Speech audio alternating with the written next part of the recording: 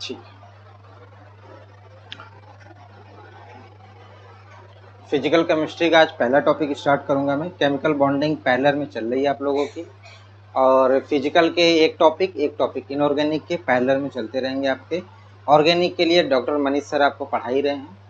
तो आज मैं सबसे पहले फिजिकल में क्या क्या टॉपिक पहले फेज में, दूसरे फेज में और तीसरे फेज में रहेगा ये बात कर लेता हूँ, फिर स्टार्ट करता हूँ नए टॉपिक को। देखो, पहला मैं जो आपको पढ़ाऊंगा, जो पहला फेज होगा हमारा फिजिकल का, उसमें आपका इलेक्ट्रोकेमिस्ट्री,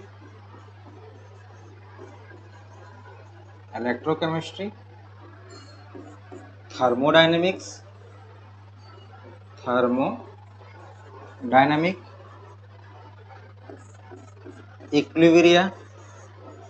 इक्विलिब्रियम में ही आपके तीनों इक्विलिब्रिया रहेंगे, केमिकल,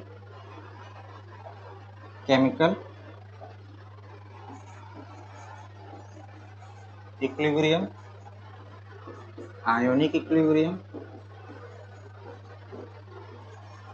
और फेज इक्विलिब्रियम। और ये पहले ही फेज में आपका सोल्यूशन वाला पोर्शन भी हम कवर करेंगे, ये जो टॉपिक है बहुत इंपॉर्टेंट टॉपिक है आपके पीजीटी के एग्जाम के लिए। तो इसको हम पहले फेज में देखेंगे। आपका 1, 2, 3, 4, 5 और 6 टॉपिक आपके ही हो गए। फिर उसके बाद में हम आ जाएंगे इधर गैसियस, जो स्टेट है, जो गैस वाला पोर्शन है, स्टेट में लिख दे रहा हूँ, उसमें तीनों स्टेट आप देख लीजिएगा।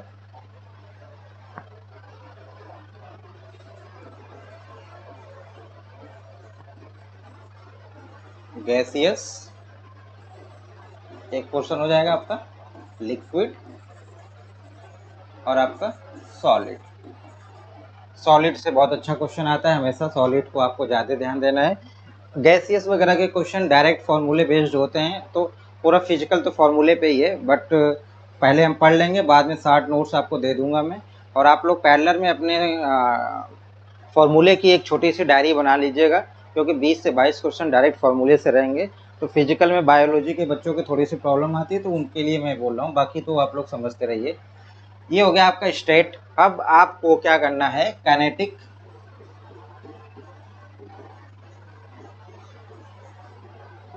और इसी में सरफेस केमिस्ट्री काफ़ी इंपॉर्टेंट है। सरफेस केमिस्ट्री से बहुत क्वेश्चन आते हैं, हर बार आते हैं। एडजॉर्प्शन वाला जो पोर्शन है यहाँ से बाकी क्वेश्चन में आते ही रहते हैं। काइनेटिक के बाद में आपका फोटो केमिस्ट्री, जो फिजिकल वाला फोटो है भाई, फोटो केमिस्ट्री आपका आ गया। फोटो केमिस्ट्री हो गई आपकी इसमें, और यहीं पे आप न्यूक्लियर केमिस्ट्री भी यहीं पे लिख लीजिए, न्यूक्लियर केमिस्ट्री। तो ये आपके हो गए। पहले फेज में आपका हो गया ये इलेक्ट्रोकेमिस्ट्री के अंदर ही मैं कंडक्टेंस वाला पोर्शन कर दूंगा। तो इलेक्ट्रोकेमिस्ट्री हो गई। थर्मोडायनेमिक्स के साथ साथ मैं यहीं पे थर्मोकेमिस्ट्री भी मेंशन कर देता हूँ, थर्मोकेमिस्ट्री, ठीक है। इक्विलिब्रियम, ये तीनों इक्विलिब्रियम, पहला फेज हमारा ये होगा। दूसरा फेज है हमारा ये, जिसमें स्टेट होंगे सॉलिड, लिक्विड, गैस, ये काइनेटिक, सरफेस, फोटो और न्यूक्लियर। फिर हम उसके बाद में थर्ड फेज में आएंगे अपना फिजिकल स्पेक्ट्रा। एक क्वेश्चन आया था, इतने ही रहते हैं, ज़्यादा इसमें रहता नहीं है, तो इसको हम लास्ट में देखेंगे। और ज़्यादातर आप जो पहले और दूसरे फेज से ही आपका रहता है,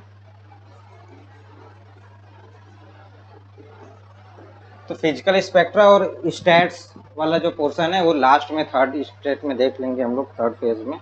तो इस तरीके से हमारा सिलेबस चलेगा। तो आप लोग बिल्कुल इसी तरीके से पढ़िएगा और कोशिश करिए कि पहले और दूसरे फेज को काफ़ी अच्छे तरीके से कर लीजिएगा, क्योंकि +2 के सिलेबस में वही सारे के सारे आपके हैं। अगर आप देखो तो ये सारे के सारे आपको +2 में ही मिलते हैं, और ये वाले भी सारे के सारे +2 में मिलते हैं। ये हैं आपको +2 में नहीं मिलेगा, ये थोड़ा हायर लेवल पे जाता है। तो कोशिश करिएगा कि पहले और दूसरे फेज को पहले करिएगा, और दूसरे से इम्पॉर्टेंट है पहला फेज, वहाँ से बहुत क्वेश्चन मिलते हैं आपको।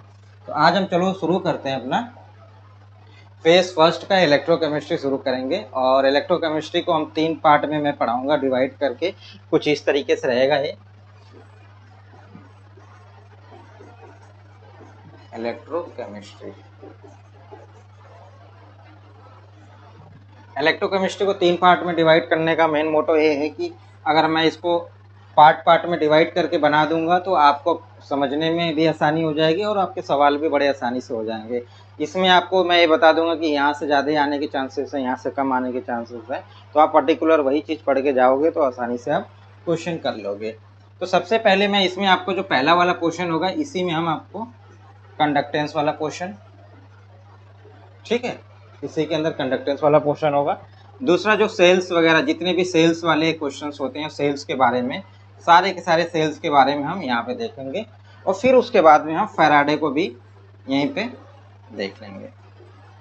फैराडेस लॉ, फैराडे लॉ हमारा क्या है, थोड़ा न्यूमेरिकल बेस्ड होता है। यहाँ से न्यूमेरिकल आते हैं, यहाँ से आपके सेल्स वाले क्वेश्चन और कंडक्टेंस वाले क्वेश्चन, मतलब कहने को तो तीनों काफ़ी इंपॉर्टेंट है, ऐसा नहीं है कि एक ही इनमें से मैं ये बोलूँ कि कोई सा भी कर लो, लेकिन है सारे के सारे इंपॉर्टेंट। कोशिश ये रहती है कि पहले और दूसरे से ज़्यादातर क्वेश्चन आते हैं, फैराडे से भी आता है डायरेक्ट, वो भी फॉर्मूले पे रहता है और फिजिकल पूरा फॉर्मूले पे 20-22 क्वेश्चन आपको मिलते हैं। तो कंडक्टेंस वाले पोर्शन में क्या है कि थोड़ी सी कॉन्सेप्चुअल वाली चीज़ें होती हैं कि टाइप ऑफ कंडक्टेंस तो पढ़ लोगे, फिर जब इफेक्ट ऑफ कंडक्टेंस पे जाते हो कि कैसे कंडक्टेंस बढ़ती है घटती है, मतलब एक टेम्परेचर बढ़ाने से क्या होगा, डाइल्यूशन से क्या होगा, साइज़ के घटाने या बढ़ाने से क्या होगा, इलेक्ट्रोलाइट को घटाने या इलेक्ट्रोलाइट टाइप ऑफ इलेक्ट्रोलाइट उससे क्या होगा, तो ये सारी की चीज़ें क्या हैं आपके कॉन्सेप्चुअल हैं। इसी में आगे जब आप पढ़ते हो कोलरास लॉ और डीवी लॉ पे, तो वहाँ पे आपको थोड़े बहुत मिल जाते हैं, न्यूमेरिकल टाइप के क्वेश्चन मिल जाते हैं। तो थोड़ा थोड़ा धीरे धीरे हम डिस्कस करेंगे। तो आज की जो हमारी क्लास होगी वो कंडक्टेंस का क्वेश्चन हम कवर करेंगे और बहुत बिल्कुल आराम से लेके चलेंगे बिल्कुल टॉपिक को, और कोई जल्दीबाजी नहीं है, आपका पूरा सिलेबस टाइम से ख़त्म हो जाएगा, ठीक है। अब आओ हम कंडक्टेंस पे आते हैं। आपको डेफिनेशन वगैरह नहीं लिखवाऊंगा, आप डेफिनेशन बुक में देख लेना, मैं आपको समझाने की कोशिश करूंगा। क्वेश्चन जहाँ से उठेंगे वहाँ पे ज़्यादा टाइम दूंगा मैं, और आप कोशिश करना कि जो भी मैं बोलूँ बोर्ड पे जो भी रहे आप उसे नोट डाउन करते चलना। प्रैक्टिस वगैरह 1-2 प्रैक्टिस मैं यहाँ पे करवा दूंगा और सीट्स वगैरह आपको दे दूंगा। तो देखो कंडक्टेंस को पढ़ने से पहले बात यह है कि ये आपको फिजिक्स में भी पढ़ने को मिलती है, ये आपको फिजिक्स के अंदर भी मिलती है। फिजिक्स के अंदर आप मेटालिक कंडक्टेंस पढ़ते हो, मेटालिक कंडक्टेंस। अब केमिस्ट्री के अंदर आप इलेक्ट्रोलाइटिक कंडक्टेंस।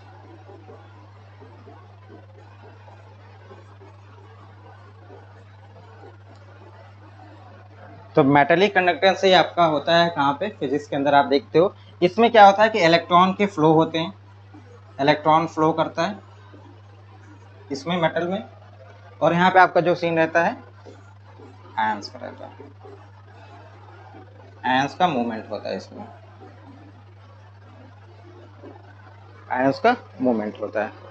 तो हमारा जो मेन फोकस होगा किस पे, इलेक्ट्रोलाइट कंडक्टेंस पे होगा, आयनिक वाले पे नहीं होगा, मेटालिक वाले पे नहीं होगा, इस पे होगा। तो अब हम चलते हैं इलेक्ट्रोलाइटिक पे।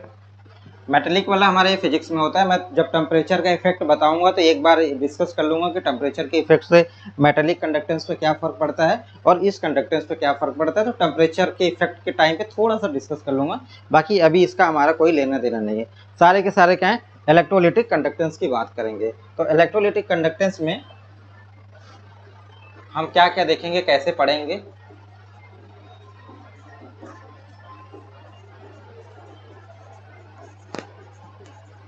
पहले तो हम देखेंगे कि टाइप ऑफ कंडक्टेंस। पहले क्या देखेंगे भाई, टाइप ऑफ कंडक्टेंस, ठीक है। फिर हम देखेंगे इसमें factor affecting of conductance, factor affecting of conductance. Factor affecting of conductance का मतलब ये है कि यहाँ से ज़्यादातर आपके कैसे क्वेश्चन मिलेंगे, आपके बिल्कुल कॉन्सेप्चुअल क्वेश्चन मिलेंगे। घटेगा बढ़ेगा, कितना घटेगा कितना बढ़ेगा, किसकी वजह से घट रहा है, मतलब सारी की सारी चीज़ें। और एक बात और है, बड़ा इंपॉर्टेंट बात मैं थोड़ा सा यहाँ पर डिस्कस कर लूँ कि आप लोग जब जियो साइंटिस्ट का पेपर देखते हो तो जियो साइंटिस्ट के पेपर में आपका कंडक्टेंस का क्वेश्चन बहुत आता है। आप ये समझ लो कि 7-8 क्वेश्चन 10 क्वेश्चन तक मिल जाता है जियो साइंटिस्ट के पेपर में। और रहता कहाँ से, इसी वाले पोर्शन से रहता है ज़्यादातर। आपको इलेक्ट्रोकेमिस्ट्री के क्वेश्चन में कंडक्टेंस वाले पोर्शन को उठाता है वो। कभी पुराना पेपर देखना तो आपको समझ में आ जाएगा। फिर जो थर्ड फेज हमारा इसमें होगा, पहले हम देखेंगे टाइप ऑफ कंडक्टेंस, जो फैक्टर क्या क्या फैक्टर उसको अफेक्ट कर रहे हैं। फिर उसके बाद हम देखेंगे थर्ड फेज में टाइट्रेशन। क्या देखेंगे, टाइट्रेशन। जो भी हमारी कंडक्टोमेट्री टाइट्रेशन है वो सारी की सारी इसमें हम थर्ड फेज में देख लेंगे। तो इस तरीके से हम अपने सिलेबस को लेके आगे बढ़ेंगे। तो हम चलते हैं अब क्या, टाइप ऑफ कंडक्टेंस की तरफ चलते हैं। आपको पता ही होगा, आप +2 में आपने पढ़ाई है और थोड़ा बहुत आप ग्रेजुएशन में भी देखा है इसको। तो टाइप ऑफ कंडक्टेंस के अंदर, टाइप ऑफ कंडक्टेंस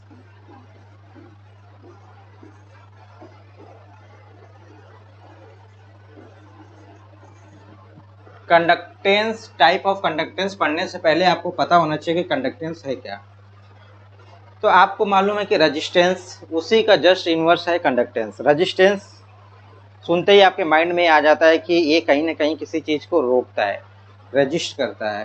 तो ये क्या करता है, इलेक्ट्रॉन के फ्लो को, करंट को ये रोकता है, इलेक्ट्रॉन के फ्लो को या फिर करंट को ये रोकता है। उसी का अपोजिट अगर हम कर दे तो वो क्या होता है, कंडक्टेंस। ये क्या करता है, सपोर्ट करता है फ्लो में उसके। तो हम बात करेंगे इसका, कंडक्टेंस का, ना कि रजिस्टेंस का। रजिस्टेंस का ही उल्टा होता है हमारे कंडक्टेंस। अब देखो, टाइप ऑफ कंडक्टेंस के अंदर हमारा जो पहला टाइप होगा वो टाइप होगा स्पेसिफिक कंडक्टेंस। स्पेसिफिक कंडक्टेंस, जिसको आप क्या बोलते हो, कंडक्टिविटी भी बोल देते हो। क्या बोलते हो भाई, कंडक्टिविटी भी।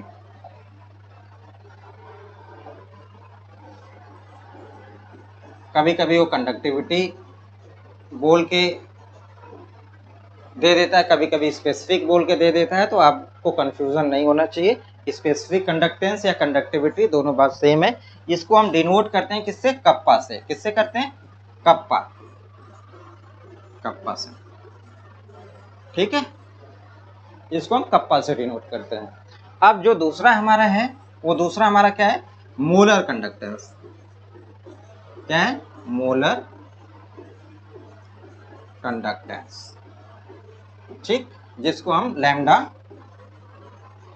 एम से डिनोट करते हैं। ठीक है। थर्ड हमारा है equivalent conductance. Equivalent conductance, equivalent conductance, जिसको हम लैम्डा इक्विवेलेंट से डिनोट करते हैं।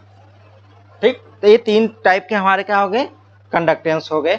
अब हम क्या करेंगे, थोड़ा बहुत इनके बारे में डेफिनेशन मैं आपको बस समझा दूंगा, आप लोग बुक से देख लेना और आपको समझ में आ जाएगा कि क्या मैटर है इसका। क्योंकि डेफिनेशन इतना इंपॉर्टेंट नहीं है, आपको तो रिटर्न देना नहीं है।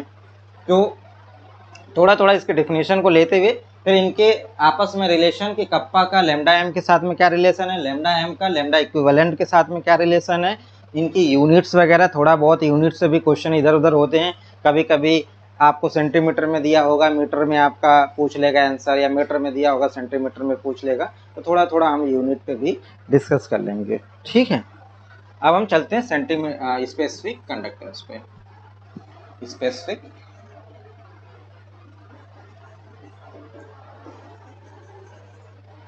कंडक्टेंस, जिसको हम बोलते हैं क्या, कप्पा। इसको आपको बड़ा अच्छे तरीके से समझना पड़ेगा। समझने का मतलब ये है कि एक आपने क्यूब लिया है, एक बर्तन है आपका ये,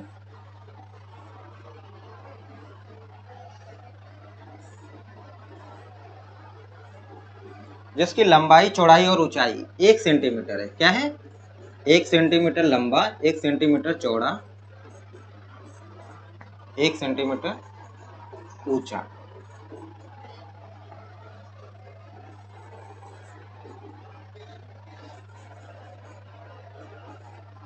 अब 1 सेंटीमीटर लंबा 1 सेंटीमीटर चौड़ा और 1 सेंटीमीटर ऊंचा। तो ये क्या हो गया, 1 सेंटीमीटर क्यूब। और 1 सेंटीमीटर क्यूब बराबर क्या होता है भाई, 1 ml होता है। वॉल्यूम हमारा क्या है, मतलब लंबाई चौड़ाई ऊंचाई क्या होती है, वॉल्यूम होती है ना। वॉल्यूम मतलब एक जो इंजेक्शन होता है, जो आप लोगों को डॉक्टर इंजेक्शन लगाता है, वो जो उसमें नंबर होता है वो क्या रहता है, ml में रहता है। तो जो इतना ml 1 ml रहता है, वो एक लंबाई चौड़ाई और ऊंचाई, उतना क्या है 1 ml। उसके अंदर आपने क्या किया है, सोल्यूशन भरा हुआ है, सोल्यूशन ऑफ एन इलेक्ट्रोलाइट। इसमें आपका solution of an electrolyte, electrolyte कितने के अंदर, 1 ml के अंदर जो सोल्यूशन ऑफ इलेक्ट्रोलाइट है, उसके वजह से जो कंडक्टेंस जनरेट हो रही है, वो कंडक्टेंस क्या बोली जाती है भाई, स्पेसिफिक कंडक्टेंस बोली जाती है। क्या बोली जाती है, स्पेसिफिक कंडक्टेंस या फिर कंडक्टिविटी। मतलब आपको ये देखना है कि आपका वॉल्यूम फिक्स कर दिया गया है, कितना, 1 ml। इसको इसीलिए स्पेसिफिक भी बोला जा रहा है। 1 ml आपकी वॉल्यूम फिक्स हो गई है। आप क्या डिफिनेशन आपको क्या समझ में आया कि 1 ml solution of an electrolyte, उससे जो आपका कंडक्टेंस जनरेट हो रहा है, वो कंडक्टेंस क्या है, स्पेसिफिक कंडक्टेंस या कंडक्टिविटी या फिर कप्पा। बात एकदम बिल्कुल क्लियर है। मतलब एक छोटा सा बर्तन है 1 ml का, उसमें आपने कोई इलेक्ट्रोलाइट भर दिया है, उसमें इलेक्ट्रोलाइट डाल दिया है, उस इलेक्ट्रोलाइट में आयंस होंगे ही, वो मूवमेंट करेंगे, उनकी वजह से जो जनरेट हो रहा है वही क्या होगा, आपका स्पेसिफिक कंडक्टेंस होगा। ठीक है, अब हम आगे चलते हैं इसमें। अभी मैं रिलेशन इसके फॉर्मूले वाले, अभी मैं डेफिनेशन पे हूँ। ठीक है, आगे मैं धीरे धीरे कनेक्ट करूंगा इसको।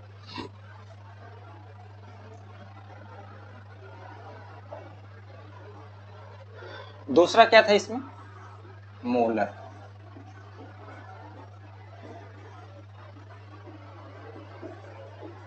Molar conductance lambda M.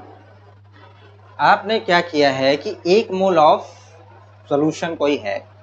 अब 1 मोल ऑफ सोल्यूशन आपने लिया है, तो उसमें नंबर ऑफ आयंस, 1 मोल में जितने नंबर ऑफ आयंस होंगे, उनके वजह से सोल्यूशन के अंदर आयंस के वजह से मूवमेंट होगा, आयंस मूव करेंगे।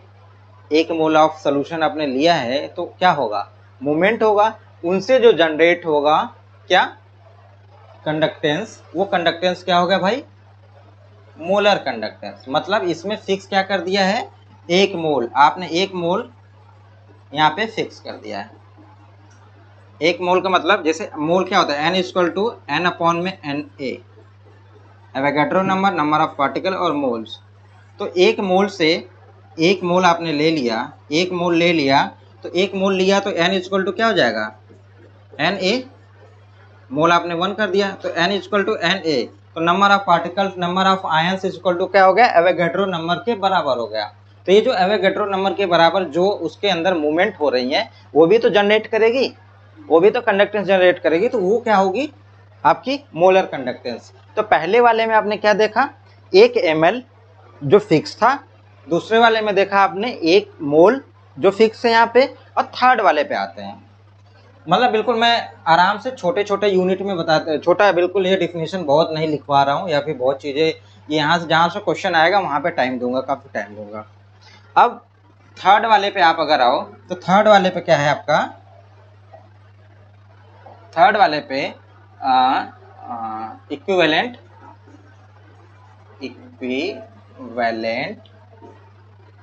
Conductance, equivalent conductance. इसमें क्या है, 1 ग्राम ऑफ इक्विवेलेंट ऑफ, उससे जो जनरेट होती है 1 gram of equivalent, 1 gram of equivalent से जो कंडक्टेंस जनरेट होती है, वो क्या होती है, इक्विवेलेंट कंडक्टेंस होती है, जिसको आप बोलते हो लैम्डा इक्विवेलेंट। ठीक है, तो तीनों आपने देख लिया। एक में आपने स्पेसिफिक में 1 ml बोला, दूसरे में आपने 1 मोल बोला, थर्ड वाले में आपने 1 ग्राम ऑफ इक्विवेलेंट बोल दिया। ठीक, आपको तीनों के डेफिनेशन पता चल गई। अब हम चलते हैं थोड़ा बहुत इनके फॉर्मूले की तरफ थोड़ा बढ़ते हैं। आपको एक फॉर्मूला बड़ा अच्छा सा पता होगा, R is equal to rho L by A. जहां पे आर आपका क्या है, रेजिस्टेंस, आर क्या है आपका, रेजिस्टेंस, रो क्या है आपका, रजिस्टिविटी, रजिस्टिविटी, एल हमारा क्या है, लेंथ, जो आप इलेक्ट्रोड यूज करोगे उसकी लेंथ, और ये आपका क्रॉस सेक्शनल एरिया, मतलब ये आपने जो इलेक्ट्रोड यूज किया है इसका ये एल है और उसका ये एरिया है, क्रॉस। तो ये आपका क्या है, रेजिस्टेंस। तो आपने क्या देखा था कि रेजिस्टेंस का जस्ट उल्टा क्या था, क्या था भाई, कंडक्टेंस था। तो इसका उल्टा करोगे जब, तो 1/r लिखोगे, 1/r इक्वल टू 1/रो, L/A था, क्या हो जाएगा, A/L। तो 1/r हमारा क्या हो गया भाई, यहाँ पे कंडक्टेंस, 1/रो रजिस्टेंस था, तो अब क्या हो जाएगा, मतलब यहाँ पे क्या था, रजिस्टिविटी थी, अब क्या हो जाएगी, कंडक्टिविटी हो जाएगी। और कंडक्टिविटी को हम क्या बोल रहे थे, कप्पा, कंडक्टिविटी बोल लो या फिर स्पेसिफिक कंडक्टेंस बोल लो, ठीक है। अब उसके बाद में यहाँ पे L/A, L/A क्या बोला है इसमें, L/A को हम सेल कांस्टेंट बोलते हैं। अभी सेल कांस्टेंट को मैं आगे भी बताऊंगा कि यूज क्यों करते हैं स्पेसिफिक कंडक्टेंस के अंदर, सेल कांस्टेंट का रोल क्या है, इसको अभी आप ये समझ लीजिए कि L/A को सेल कांस्टेंट बोलते हैं। ये जब तक आपका जो सेल यूज कर रहे हो, सेल यूज कर, मान लो कि एक आर जो रेजिस्टेंस है 100 ओम का है, आपने फिर क्या किया, चेंज करके 50 ओम का कर दिया सेम सेल में, तो आप इस सेल को, जो सेल कांस्टेंट है ये नहीं बदलेगा। आगे मैं जब बात करूंगा कैलिब्रेशन पे, तो कैलिब्रेशन में यही बात होगी कि सेल कांस्टेंट सेम ही यूज करना पड़ेगा जब सेल आपकी सेम होगी। अगर आपका सेल आपने बदल दिया तो आपको एक्स की वैल्यू भी चेंज करनी पड़ेगी, तो ये कैलिब्रेशन वाले पोर्शन में आएगा। तो अभी आप ये समझ लीजिए कि जो एक्स है वो हमारा सेल कांस्टेंट है, और वो होता है क्या, L/A। एल की यूनिट क्या है यहाँ पे भाई, अगर सेंटीमीटर में बोले तो ये सेंटीमीटर है, और ये हमारा क्या है, सेंटीमीटर स्क्वायर है, ठीक है। तो जब एक्स देखा जाए तो ये सेंटीमीटर यूनिवर्स इसकी यूनिट भी है। यूनिट वगैरह के क्वेश्चन फिजिकल में बहुत आते हैं, तो आपको ध्यान रखना है। तो जब L/A x है तो A/L क्या हो जाएगा, 1/x हो जाएगा। तो कप्पा इज इक्वल टू क्या हो गया हमारा, C इंटू एक्स, क्या हो गया, C इंटू एक्स हो गया। अब कप्पा क्या है यहाँ पे, स्पेसिफिक कंडक्टेंस, और ये क्या हमारा सेल कांस्टेंट, और ये क्या हमारा कंडक्टेंस। तो ये रिलेशन भी इंपॉर्टेंट रिलेशन है, डायरेक्ट क्वेश्चन इससे उठा के दे देता है। तो आपको मैं कह रहा हूँ बार बार कि फिजिकल केमिस्ट्री के अंदर आप लोगों को फॉर्मूला कॉन्टिन्यूसली हर दिन थोड़ा थोड़ा नोट करना है अपने डायरी में, और याद करके रख लेना है, ठीक है।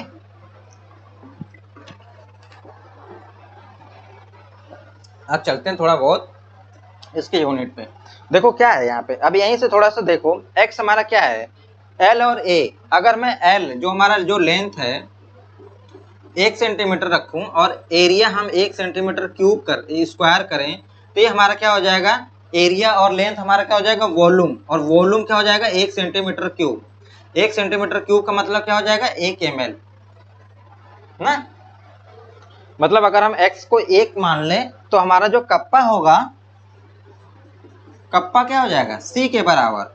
मतलब हमारा जो कंडक्टेंस है 1 ml के अंदर, वही है क्या, स्पेसिफिक कंडक्टेंस है। यही तो बात हमने डिफिनेशन में भी देखी थी। तो अब थोड़ा बहुत हम चलते हैं यूनिट की तरफ।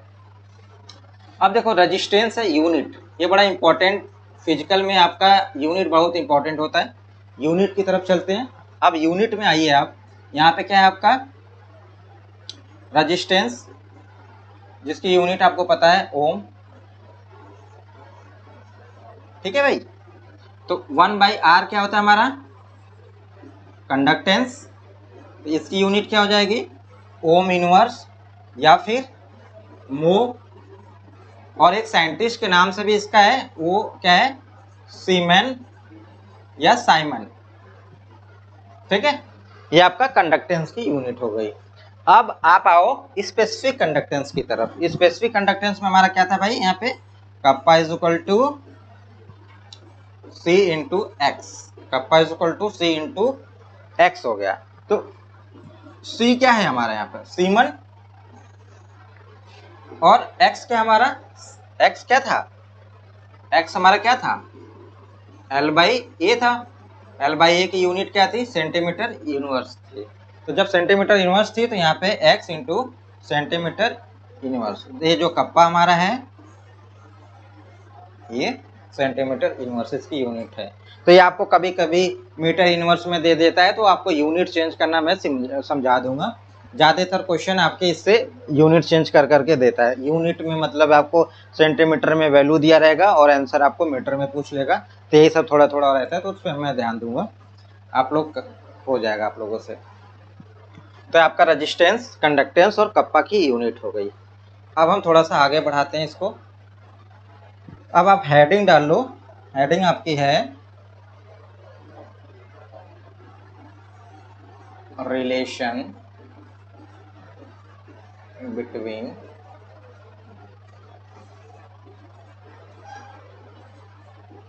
Specific conductance and molar conductance. Derivation इसका बड़ा है, डेरिवेशन की ज़रूरत नहीं पड़ेगी आपको, आपके पास में टाइम बहुत कम है। जो हम आपको नोट्स भेजेंगे, आपको नोट्स की ज़रूरत पड़ेगी, तो उसमें पूरा एकदम अच्छे तरीके से दिया हुआ है। डेरिवेशन वेरिएशन की जो भी चीज़ें रहेंगी वो आप उसमें देख लेना। कोई डाउट होता है तो हम आपको समझा देंगे। आपके टाइम के अकॉर्डिंग ही हम जो मेन पोर्शन है उस पर डिस्कस करते चल रहे हैं। अब आप देखो, रिलेशन बिटवीन स्पेसिफिक कंडक्टेंस मतलब कप्पा एंड मोलर कंडक्टेंस मतलब लैम्डा एम, इसके बीच की हम रिलेशन को चेक करने वाले हैं। अब हमारा क्या हुआ भाई, यहाँ पे लैम्डा एम बहुत फेमस है ये relation, 1000 into kappa by M, ये है आपका रिलेशन। ठीक है भाई, ये रिलेशन होगा। यहाँ पे कप्पा क्या है हमारा, स्पेसिफिक कंडक्टेंस, स्पेसिफिक कंडक्टेंस, और एम क्या है हमारा, मोलर कंडक्टेंस। सॉरी एम हमारा है यहाँ पे कॉन्सेंट्रेशन या मोलरिटी, कॉन्सेंट्रेशन या फिर मोलरिटी। ठीक है भाई, ये हमारा मोलर कंडक्टेंस, मोलर कंडक्टेंस। ठीक, और एक कब है, जब यूनिट हमारी कप्पा की यूनिट क्या है इसमें, सीमन सेंटीमीटर इनवर्स, और मोलरिटी हमारी जो है यूनिट है मोल पर लीटर या फिर मोल डेसीमीटर पर डेसीमीटर क्यूब, मतलब 1 लीटर में कितना, 1 डेसीमीटर क्यूब बराबर 1 लीटर, तो ये होता है। तो ये ध्यान रखना है कि आपका जो कप्पा है वो सीमन सेंटीमीटर इनवर्स में है और मोलरिटी आपकी क्या है, मोल पर लीटर में है। इस हिसाब से जब हम इसकी यूनिट निकालेंगे, लैम्डा एम की यूनिट निकालेंगे, अब यहाँ पे क्या है आपका 1000 इंटू कप्पा बाई एम या सी कह लो, मोलरिटी मतलब कॉन्सेंट्रेशन, तो ये हमारा सीमन सेंटीमीटर इनवर्स, ये हमारा मोल पर लीटर, लीटर है तो लीटर को मीटर क्यूब में भी लिख सकते हो, या फिर यहाँ पे सेंटीमीटर दे रखा तो सेंटीमीटर क्यूब भी लिख सकते हो। तो यहाँ पे सेंटीमीटर क्यूब का ये है, ऊपर जाएगा तो प्लस हो जाएगा, तो यहाँ पे -1 है और +3, मतलब ये क्या हो जाएगा, इसकी यूनिट क्या हो जाएगी भाई, देखो जैसे ये है, यहाँ पे मैं सीमन सेंटीमीटर इनवर्स कर दूं और यहाँ पे मोल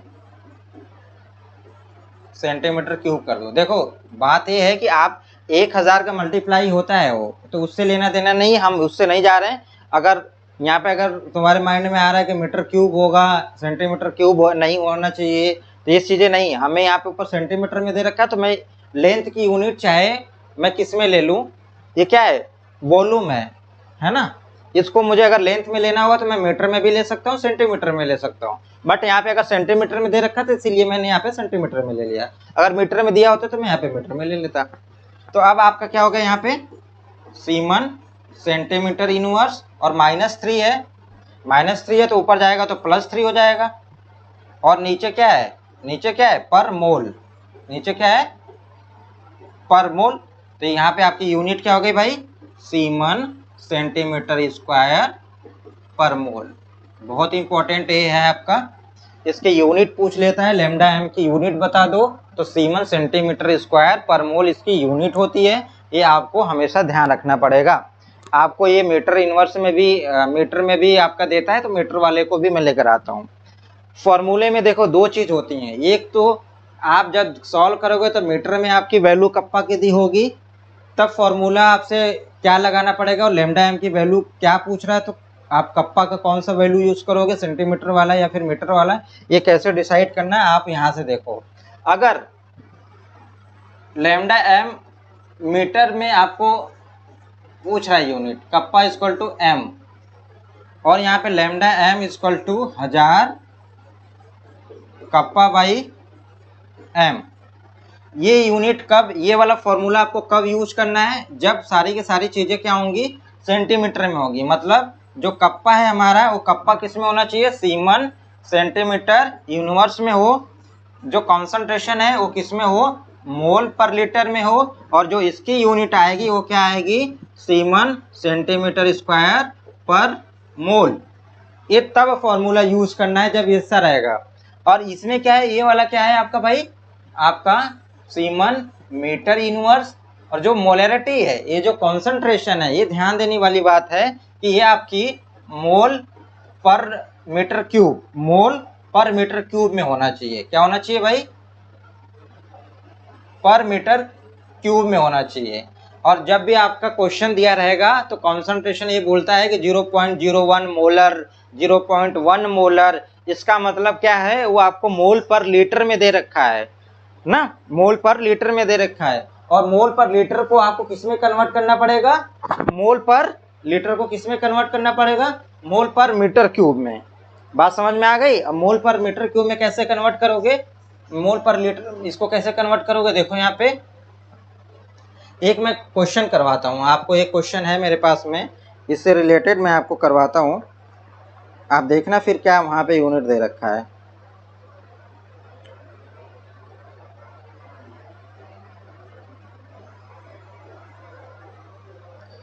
ये मतलब आपके इसमें आपके यूनिट वाले क्वेश्चन काफ़ी इम्पोर्टेंट होते हैं भाई, फिजिकल के अंदर यही तो प्रॉब्लम आती है बच्चों को।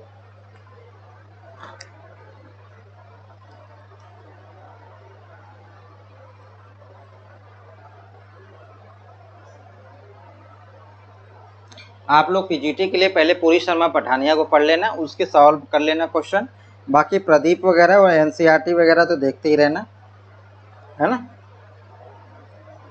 और मैं ये आपको जो क्वेश्चन है पूरी शर्मा पठानिया का ही करवा देता हूँ।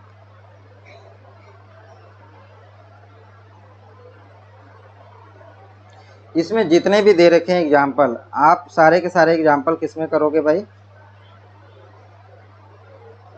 देखो इसमें एक क्वेश्चन दे रखा है, मैं लिख दे रहा हूँ, आप ध्यान से देख लेना, तब बातें आपको क्लियर हो जाएंगी बिल्कुल अच्छे तरीके से।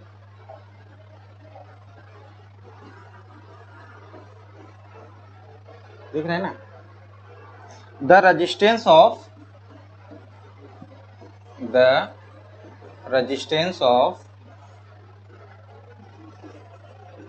0.01 molar solution, 0.01 molar solution of an electrolyte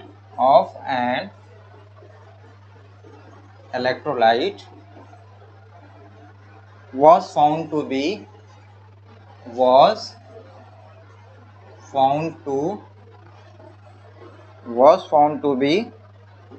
210 ohm resistance दे रखा है at 25 degree centigrade. Calculate calculate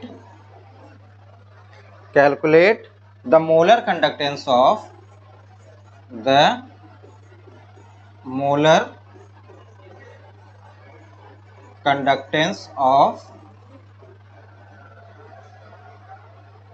molar conductance of the solution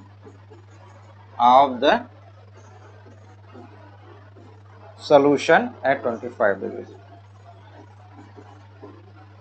अब आपको वैल्यू भी दे रखी है सेल कांस्टेंट, x की वैल्यू गिवन है।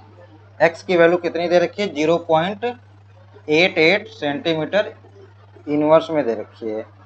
और आपका जो वैल्यू पूछा हुआ है लैम्डा m की वैल्यू जो पूछा हुआ है ये मीटर में पूछा हुआ, सीमन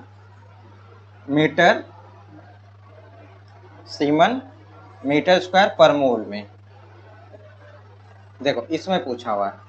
अब सारी की सारी चीजें देखो, यहाँ पे क्या है, रेजिस्टेंस R की वैल्यू आपके पास में है। यहाँ पे रेजिस्टेंस दे रखा है, कितना दे रखा है भाई? 210 रेजिस्टेंस आपके पास में है। ठीक है, कैलकुलेट द मोलर कंडक्टेंस, और किसमें? इसमें ऑफ द सॉल्यूशन, इसमें। अब x की वैल्यू सेंटीमीटर इनवर्स में दे रखा है। x की वैल्यू किसमें दे रखा है? सेंटीमीटर इनवर्स में। अब पहली बात ये होती है कि डेटा आपको गिवन जो रहता है आपको फिजिकल केमिस्ट्री के अंदर, गिवन डेटा को पहले लिखना होता है। आपके पास में क्या है? r है। r की वैल्यू कितनी थी भाई? r की वैल्यू थी 210। r की वैल्यू कितनी थी? 210। x की वैल्यू कितनी थी? 0.88 है ना, 0.88 सेंटीमीटर इनवर्स। और लैम्डा m पूछा हुआ है, लैम्डा m आपसे पूछा हुआ है। ठीक है भाई, लैम्डा m, और यूनिट किसमें पूछा हुआ है?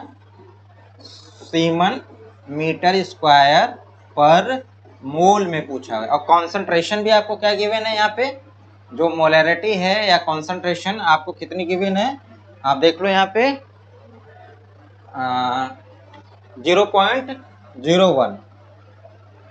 0.01 का ये है। इतनी सारी डेटा गिवन है। अब आप हमें एक बात बताओ कि अगर इसमें दे रखा है यूनिट, तो मैं कप्पा बाई सी लिख सकता हूँ, कप्पा बाई सी लिख सकता हूँ। और कप्पा को मैं किस में लिख लूँ? सीमन पर मीटर में लिख लूँ। और इसको किस में कर लूँ? मोल पर मीटर क्यूब में कर लूँ। यही तो है भाई, सीमन पर मीटर इनवर्स मोल पर मीटर क्यूब में कर लूँ। ये वैल्यू पुट कर दूंगा तो इसमें आ जाएगी। सी का मतलब कंडक्टेंस, तो आप R को क्या कर दोगे? यहाँ पे R को उल्टा कर दोगे तो C इज इक्वल टू क्या हो जाएगा? 1/210। तो ये आपका तो C हो गया, है ना। और आपके पास में कप्पा चाहिए। कप्पा क्या होता है भाई? आपने अभी देखा था, कप्पा इज इक्वल टू क्या था? C into X. कप्पा क्या था? C into x. यहाँ पे C आपको पता चल गया, x की वैल्यू गिवन है, तो यहाँ पे आपको जो वैल्यू मिल रही है फाइंड आउट कर रहे हो किसमें? सेंटीमीटर में। सेंटीमीटर को कन्वर्ट कर लोगे किसमें? मीटर में कन्वर्ट कर लोगे। तो जब मीटर में कन्वर्ट कर लोगे तो कप्पा की वैल्यू यहाँ से फाइंड आउट कर लोगे, मीटर में यहाँ पुट करोगे। अब ये वाली जो वैल्यू है, मतलब आपने कप्पा फाइंड आउट करके यहाँ पे रख दिया मीटर में। पहले आपने क्या किया? C की वैल्यू क्या रख दिया यहाँ पे भाई? C की वैल्यू 1/210 और x की वैल्यू 0.88 था, ये सेंटीमीटर में था ना। तो अब ये सॉल्व करने के बाद में इसको मीटर में कन्वर्ट कर लेना। अब आते हैं इस पे कॉन्सेंट्रेशन वाले पे। अब कॉन्सेंट्रेशन वाले क्या बोला है? मोल पर मीटर क्यूब। इस पे आते हैं तो आपका क्या होता है भाई कि जब आप मोल पर लीटर होता है तो पर लीटर का मतलब ये हो गया 1000 मीटर क्यूब। ठीक है, 1000 metre cube, 1000 metre cube.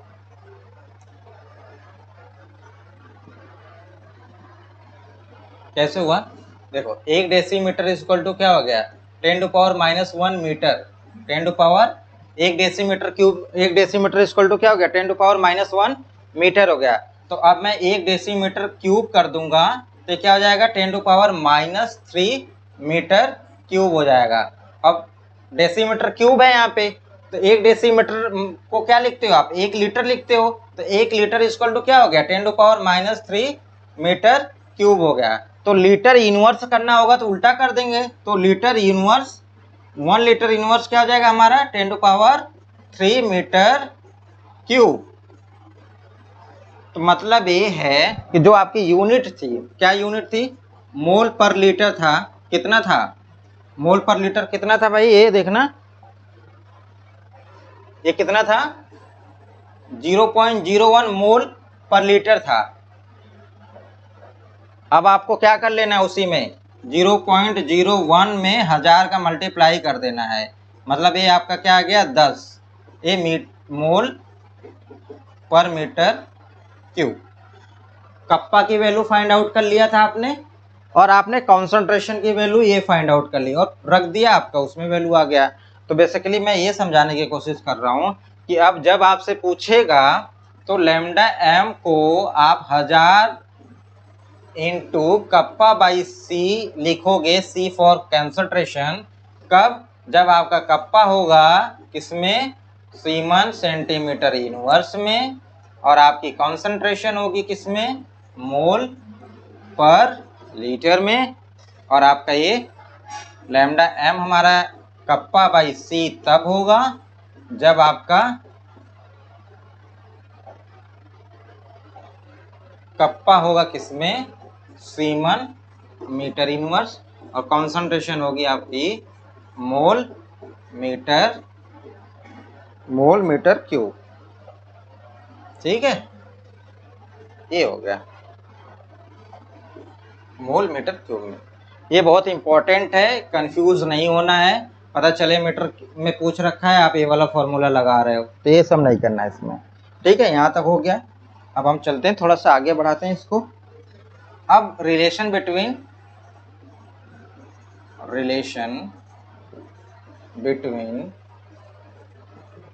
Lambda M and lambda equivalent, relation between lambda M और लैम्डा इक्विवेलेंट। ठीक है, अब देखो क्या है, आपका पता है कि लैम्डा एम हमारा क्या था भाई, लैम्डा एम था 1000 into kappa by C, C for यहाँ पे आप मोलरिटी लिख लो, यहाँ पे मोलरिटी लिख लो, और lambda equivalent 1000 into kappa by normality. अब आप इसको क्या कर दो, डिवाइड कर दो। क्या कर दिया आपने, डिवाइड कर दिया। तो ये ऊपर वाला कैंसिल आउट, ये ऊपर वाला नीचे से कैंसिल आउट हो गया। तो यहाँ पे आपका क्या आ गया, लैम्डा एम अपॉन में lambda equivalent is equal to N by M, और जो नॉर्मेलिटी होती है, जो एन होता है, वो होता है एन फैक्टर इनटू मोलरिटी। आपको तो पता ही है क्या होती है नॉर्मेलिटी, क्या होती है एन फैक्टर इनटू मोलरिटी। तो एन बाई एम क्या हो जाएगा हमारा, एन बाई एम हो जाएगा किसका, N factor, N by M क्या हो जाएगा, एन फैक्टर। तो मैं यहाँ पे एन बाई एम के जगह पे एन फैक्टर लिख सकता हूँ। तो हमारा क्या हो गया, लैम्डा एम अपॉन में lambda equivalent is equal to N factor. अब ये एन फैक्टर क्या बोला है, इस पर भी देखते हैं। तो ये आपका क्या आ गया, रिलेशन किस में आ गया, लैम्डा एम अपॉन में lambda equivalent is equal to N factor. तो ये जो रिलेशंस निकल के आ रहे हैं, इन रिलेशंस को आपको क्या करना है, लर्न कर लेना है, समझ लेना है, डायरेक्ट आपको पुट करके सॉल्व करना है। अब एन फैक्टर क्या होता है, N factor of salt, N factor of salt, N factor of salt. अब जैसे आपने NaCl लिया, कोई सॉल्ट है NaCl, ये आपने तोड़ा इसको किसमें, Na+ और Cl- में। तो किसी भी आयंस का, चाहे वो केटायन हो चाहे वो एनायंस हो, उसके चार्ज का मैग्नीट्यूड आपका क्या होता है, एन फैक्टर होता है। तो इसका चाहे आप केटायन ले लो चाहे इसका आप एनायन ले लो, तो इसके मैग्नीट्यूड को आप एन फैक्टर बोलोगे, तो इसका एक एन फैक्टर होगा। चाहे मैग्नीट्यूड का मतलब क्या है, मॉड में +1 लोगे तब भी वैल्यू निकल के आएगी 1, और -1 लोगे तब भी वैल्यू निकल के आएगी 1। तो ये मॉड में आप लेते हो उसमें। तो ये आपका क्या हो गया, n फैक्टर हो गया। ठीक है भाई। अब देखो यहाँ पे आगे आओ, जैसे AlCl3 है, AlCl3 है, तो यहाँ पे क्या हो जाएगा, Al पे 3 प्लस प्लस 3Cl पे माइनस, तो इसका n फैक्टर फट से बताओ, n फैक्टर इसका 3। ऐसे ही कोई भी सॉल्ट हो, जैसे CaCl2 है, CaCl2 है, तो n फैक्टर इसका क्या हो जाएगा, 2। ठीक, तो किसी भी सॉल्ट का जो n फैक्टर होता है, उसके किसी भी आयंस का, चाहे वो केटायन हो चाहे एनायन हो, उसके चार्ज का मैग्नीट्यूड लेना है, किसी एक का, चाहे वो केटायन का ले लो चाहे वो एनायन का ले लो। मैग्नीट्यूड का मतलब है मोड में जो वैल्यू आएगी वो प्लस में नहीं आएगी। ठीक है भाई। अभी हो गया आपका टाइप ऑफ कंडक्टेंस। अब टाइप ऑफ कंडक्टेंस आपने पढ़ लिया। अब टाइप ऑफ कंडक्टेंस के बाद में अब हम लोग देखेंगे factor affecting of conductance. Factor affecting of conductance करने के बाद हम थोड़ा बहुत मिक्स करेंगे, मतलब ये अभी हम इंडिविजुअल देख रहे हैं कंडक्टेंस के किसी पर्टिकुलर एक इलेक्ट्रोलाइट। अब हम क्या करेंगे, इलेक्ट्रोलाइट को मिक्स करेंगे। जब इलेक्ट्रोलाइट मिक्स होता है तो क्या होगा, कंडक्टेंस वेरी करना शुरू कर देगा, क्योंकि हो सकता है फोर्स ऑफ अट्रैक्शन, इंट्रैक्शन, ये सब चीज़ें लगना शुरू हो जाती हैं, तो उस पर भी हम मिक्स करेंगे। तो मिक्सिंग में क्या होता है, या तो रिएक्ट करेगा इलेक्ट्रोलाइट या तो नहीं करेगा। तो हमारा जो हेडिंग होगी उसमें आगे उसमें होगी कि विथ रिएक्शन और विदाउट रिएक्शन, इस तरीके से दो हम मिक्सिंग करेंगे इलेक्ट्रोलाइट का। जो अब मेरी अगली क्लास होगी वो होगी क्या, फैक्टर अफेक्टिंग, उस पर होगी, बात करेंगे, और फिर आगे आगे हम फिर टाइट्रेशन की तरफ बढ़ेंगे। तो अभी ये पहला लेक्चर अभी यहीं पे मैं फिनिश करता हूँ। आगे की जो लेक्चर होगा मैं आपको जल्दी